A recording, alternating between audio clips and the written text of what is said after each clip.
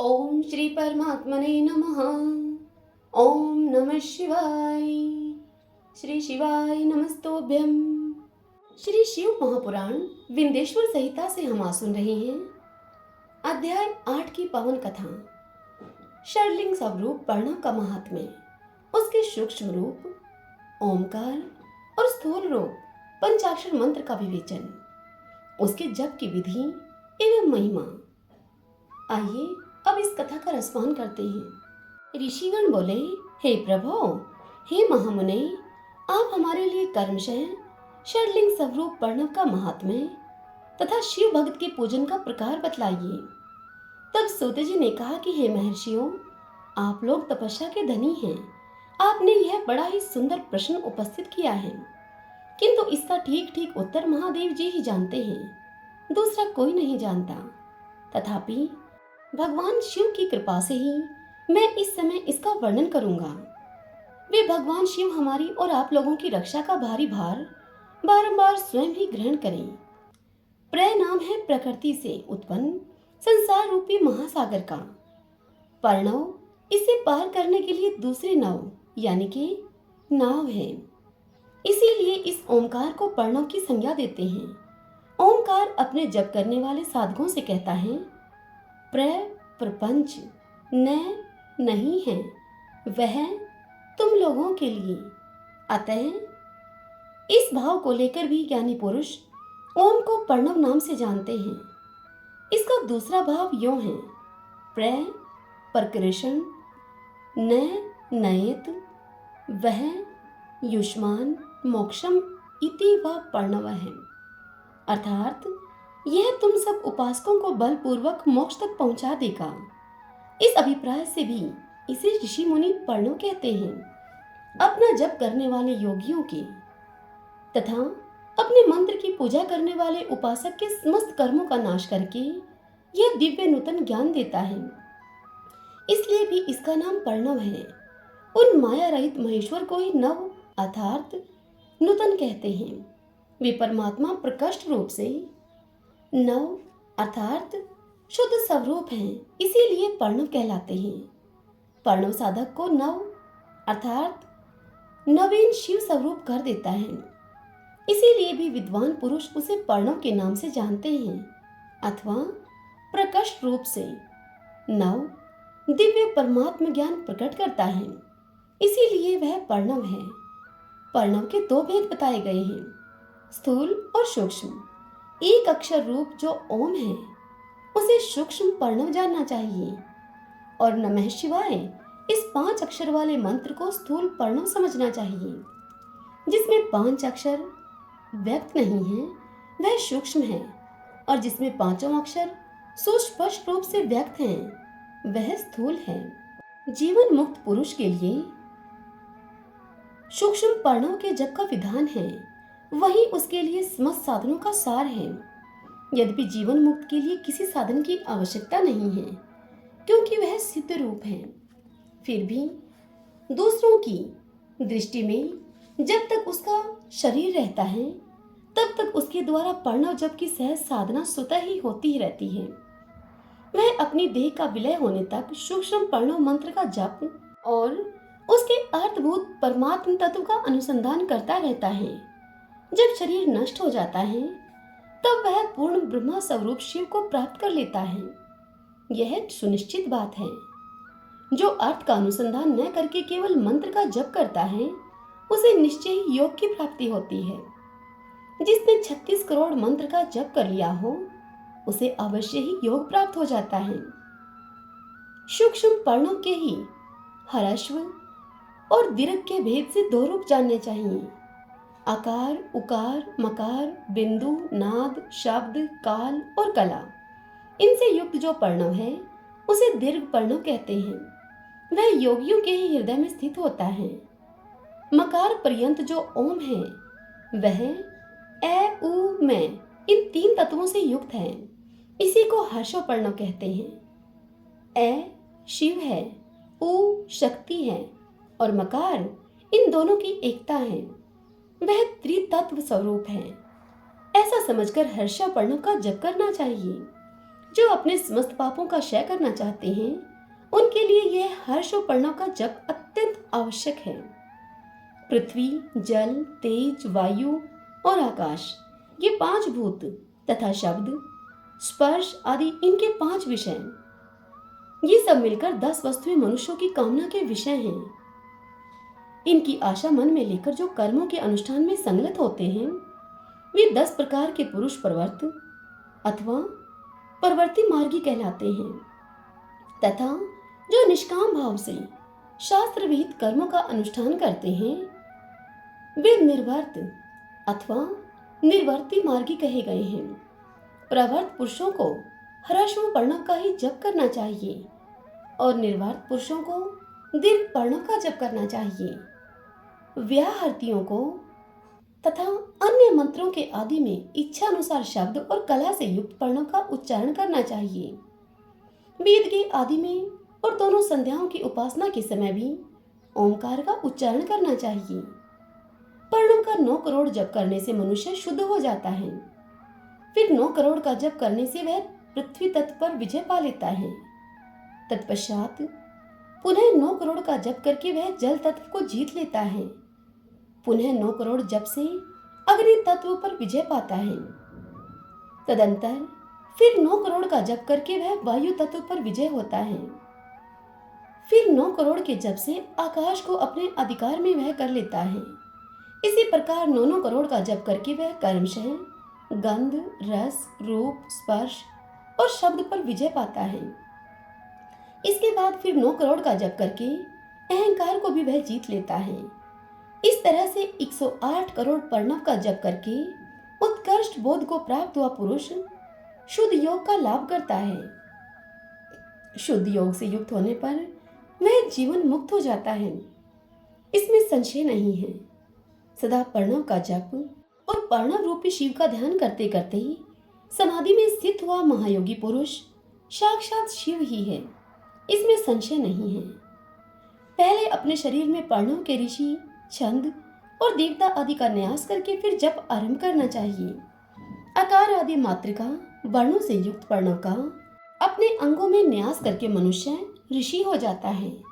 मंत्रों के 10 विध संस्कार, मात्रिका न्यास तथा षड्धव शोधन आदि के साथ संपूर्ण न्यास फल उसे प्राप्त हो जाता है। प्रवृत्ति तथा प्रवृत्ति निर्वृत्ति से मिश्रित भाव वाले पुरुषों के लिए स्थूल प्रणव का जप ही अभिष्ट साधक होता है। क्रिया, तप और जप के योग से शिवयोगी 3 प्रकार के होते हैं, जो कर्मशः क्रिया योगी, तपोयोगी और जप योगी कहलाते हैं। जो धन आदि वैभवों से पूजा सामग्री का संचय करके हाथ आदि अंगों से नमस्कार आदि क्रिया करते हुए इष्ट देव की पूजा में लगा रहता है वह क्रिया योगी कहलाता है। पूजा में संलग्न रहकर जो परिमित भोजन करता है, बाह्य इंद्रियों को जीतकर वश में किए रहता है और मन को भी वश में करके परद्रोह आदि से दूर रहता है, वह तपोयोगी कहलाता है। इन सभी सद्गुणों से युक्त होकर जो सदा शुद्ध भाव से रहता तथा समस्त काम आदि दोषों से रहित होकर शांत चित्त से निरंतर जप किया करता है, उसे महात्मा पुरुष जप योगी मानते हैं। जो मनुष्य 16 प्रकार के उपचारों से शिव योगी महात्माओं की पूजा करता है, वह शुद्ध होकर सालोक्य आदि के कर्म से उत्तरोत्तर उत्कृष्ट मुक्ति को प्राप्त कर लेता है। हे द्विजो, अब मैं जप योग का तुमसे वर्णन करता हूँ, तुम सब लोग ध्यान देकर सुनो। तपस्या करने वाले के लिए जप का उपदेश किया गया है, क्योंकि वह जप करते करते अपने आप को सर्वथा शुद्ध यानी कि निष्पाप कर लेता है। हे ब्राह्मणों, पहले नमः पद हो, उसके बाद चतुर्थी विभक्ति में शिव शब्द हो, तो पंच तत्वात्मक नमः शिवाय मंत्र होता है। इसे शिव पंचाक्षर कहते हैं। यह स्थूल प्रणव रूप है। इस पंचाक्षर के जप से ही मनुष्य संपूर्ण सिद्धियों को प्राप्त कर लेता है। पंचाक्षर मंत्र के आदि में ओंकार लगाकर ही सदा उसका जप करना चाहिए।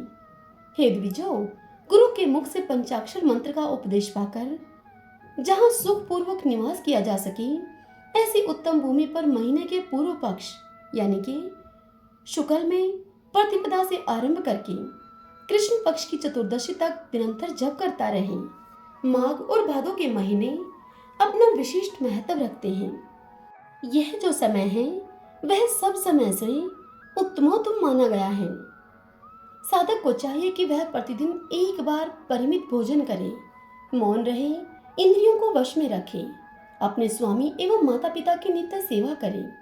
इस नियम में रहकर जप करने वाला पुरुष एक सहस्त्र जप से ही शुद्ध हो जाता है, अन्यथा वह ऋणी होता है। भगवान शिव का निरंतर चिंतन करते हुए पंचाक्षर मंत्र का 5 लाख जप करें। जप काल में इस प्रकार ध्यान करें। कल्याणदाता भगवान शिव कमल के आसन पर विराजमान हैं। उनका मस्तक श्री गंगा जी तथा चंद्रमा की कला से सुशोभित है। उनकी बाईं जांग पर आदिशक्ति भगवती उमा बैठी हैं। वहां खड़े हुए बड़े बड़े गण भगवान शिव की शोभा को बढ़ा रहे हैं। महादेव जी अपने चारों हाथों में मृग मुद्रा, टंक तथा वर एवं अभय की मुद्राएं धारण किए हुए हैं। इस प्रकार सदा सब पर अनुग्रह करने वाले भगवान सदाशिव का बारंबार स्मरण करते हुए हृदय अथवा सूर्य मंडल में पहले उनकी मानसिक पूजा करके फिर पूर्वाभिमुख होकर पूर्वोक्त पंचाक्षरी विद्या का जप करें। उन दिनों साधक सदा शुद्ध कर्म ही करे और दुष्कर्म से वह बचा रहे। जबकि समाप्ति के दिन कृष्ण पक्ष की चतुर्दशी को प्रातःकाल नित्य कर्म करके शुद्ध एवं सुंदर स्थान में शौच संतोष आदि नियमों से युक्त हो शुद्ध हृदय से पंचाक्षर मंत्र का 12 सहस्त्र जप करें। तत्पश्चात 5 सहपत्निक ब्राह्मणों का जो श्रेष्ठ एवं शिव भक्त हो उनका वर्ण करें। इनके अतिरिक्त एक श्रेष्ठ आचार्य परवर का भी वर्ण करें और उसे साम सदाशिव का स्वरूप समझे। ईशान, तत्पुरुष, अघोर, वामदेव तथा सदोजात, इन पांचों के प्रत्येक स्वरूप 5 ही श्रेष्ठ और शिव भगत ब्राह्मणों का वर्ण करने के पश्चात पूजन सामग्री को एकत्रित करके भगवान शिव का पूजन आरंभ करें। विधि पूर्वक शिव की पूजा संपन्न करके फिर होम आरंभ करें। अपने ग्रह सूत्र के अनुसार सुखांत कर्म करके अर्थात परिसमूहन, उपलेपन, उल्लेखन, मृद उद्धरण और अभिक्षण, इन 5 भू संस्कारों के पश्चात वेदी पर स्वाभिमुख अग्नि को स्थापित करके कुशकंडिका के अनंतर प्रज्वलित अग्नि में ही आज्य भागांत आहुति देकर प्रस्तुत होम का कार्य आरंभ करें। कपिला गाय के घी से 11 या फिर 101 अथवा 1001 आहुतियां स्वयं ही दे अथवा विद्वान पुरुष शिव भगत ब्राह्मणों से 108 आहुतियां दिलाए। होम कर्म समाप्त होने पर गुरु को दक्षिणा के रूप में एक गाय और एक बैल देना चाहिए। ईशान आदि के प्रतीक रूप जिन 5 ब्राह्मणों का वर्ण किया गया था उनको ईशान आदि का स्वरूप ही समझे तथा आचार्य को साम सदाशिव का स्वरूप माने। इसी भावना के साथ उन सबके चरण धोए और उनके चरणोदक से अपने मस्तक को सींचे। ऐसा करने से वह साधक अगणित तीर्थों में तत्काल स्नान करने का फल प्राप्त कर लेता है। उन ब्राह्मणों को भक्ति पूर्वक दशांश अन्न देना चाहिए। गुरु पत्नी को पराशक्ति मानकर उनका भी पूजन करें। ईशान आदि कर्म से उन सभी ब्राह्मणों का उत्तम अन्न से पूजन करके अपने वैभव विस्तार के अनुसार रुद्राक्ष, वस्त्र, बड़ा और पुआ आदि अर्पित करें। तदंतर दिक्पाल आदि को बलि देकर ब्राह्मणों को भरपूर भोजन कराए। इसके बाद देवेश्वर शिव से प्रार्थना करके अपना जप समाप्त करें। इस प्रकार पुरुषचरण करके मनुष्य उस मंत्र को सिद्ध कर लेता है। फिर 5 लाख जप करने से समस्त पापों का नाश हो जाता है। तदंतर पुनः 5 लाख जप करने पर अतल से लेकर सत्यलोक तक 14 भुवनों पर कर्मशः अधिकार प्राप्त हो जाता है।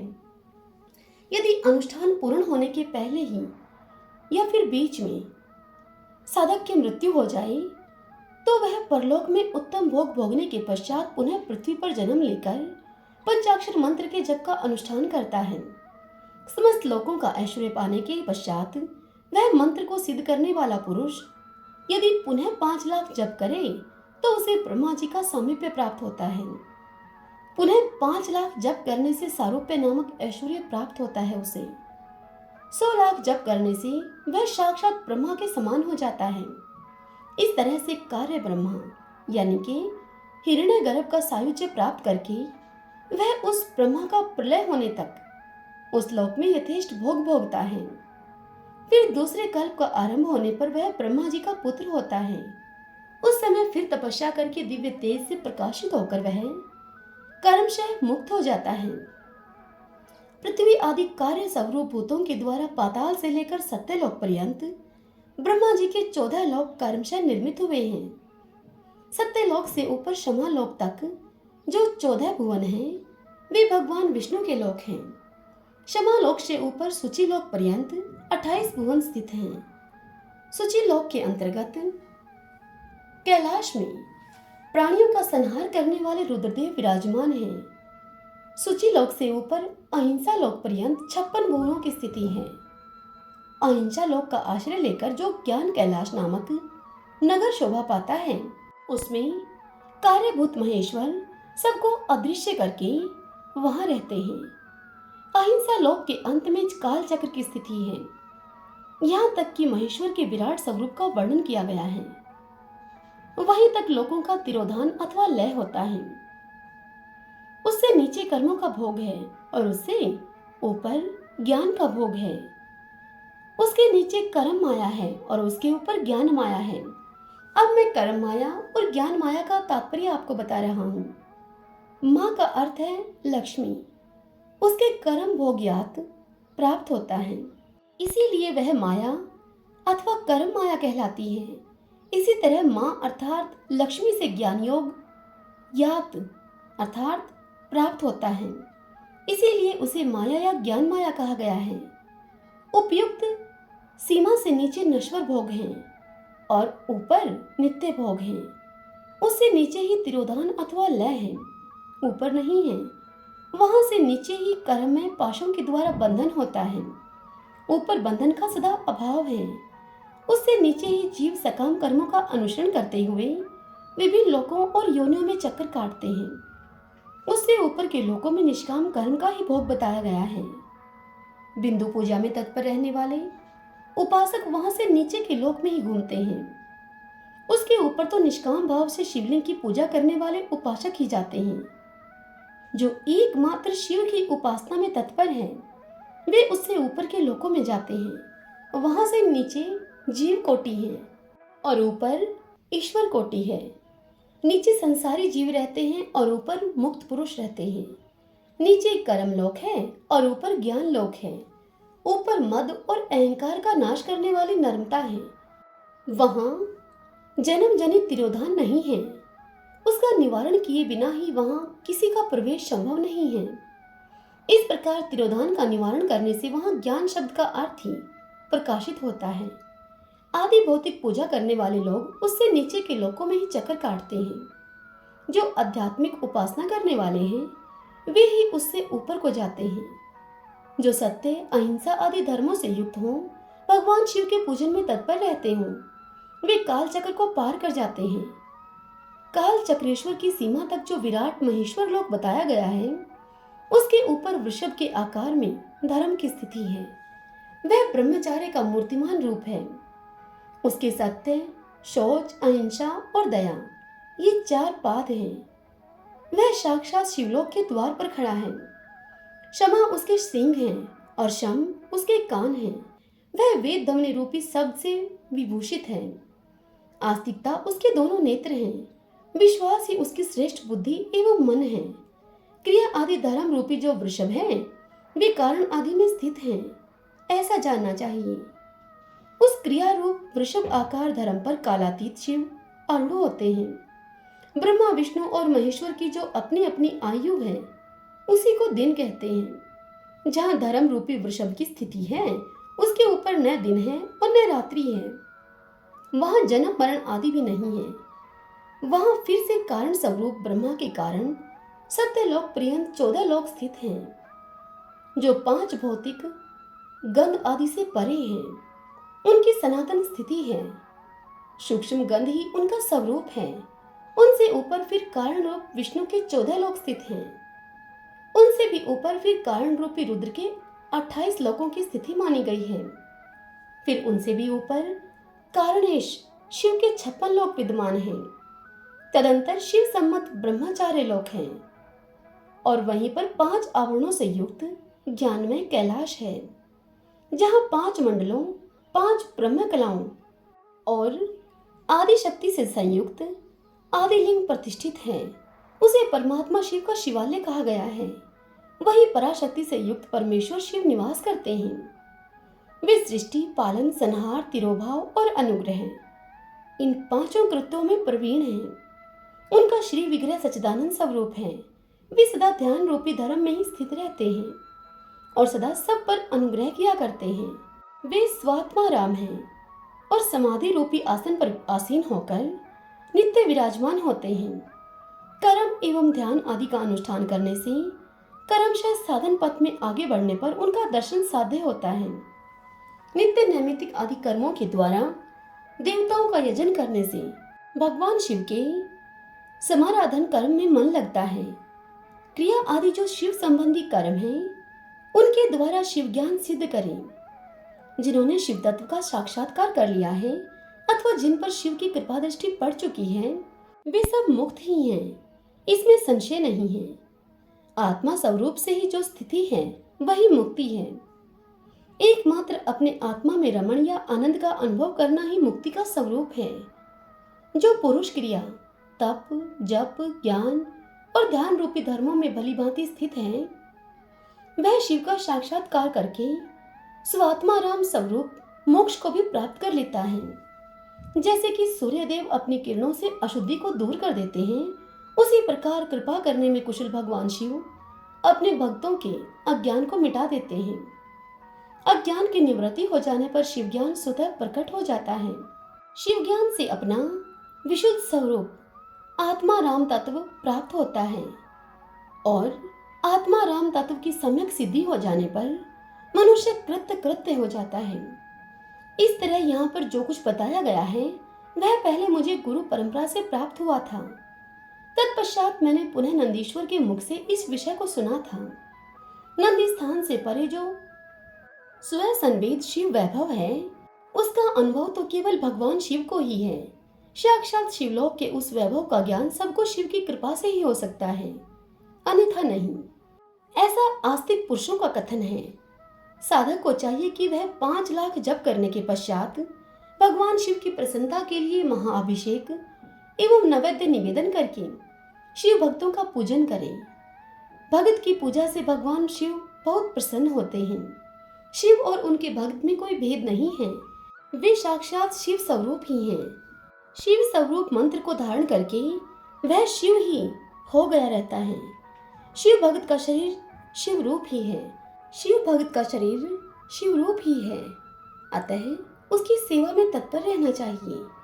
जो शिव के भगत हैं वे लोक और विधि की सारी क्रियाओं को जानते हैं।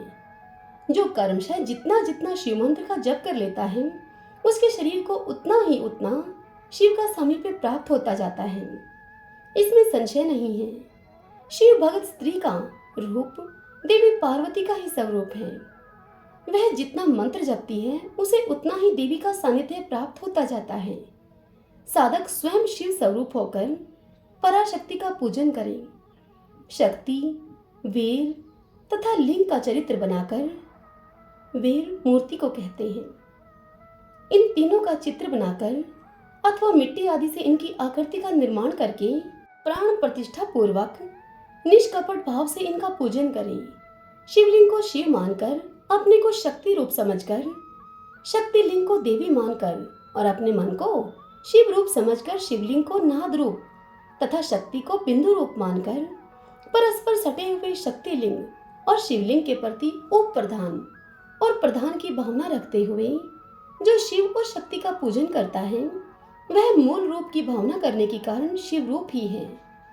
शिव भगत शिव मंत्र रूप होने के कारण शिव के ही स्वरूप हैं। जो 16 उपचारों से उनकी पूजा करता है उसे अभिष्ट वस्तु की प्राप्ति होती है। जो शिवलिंगोपासक शिव भगत की सेवा आदि करके उसे आनंद प्रदान करता है, उस विद्वान पर भगवान शिव बड़े प्रसन्न होते हैं। 5, 10 या 100 पत्नीक शिव भक्तों को बुलाकर भोजन आदि के द्वारा पत्नी के सहित उनका सदैव समादर करें।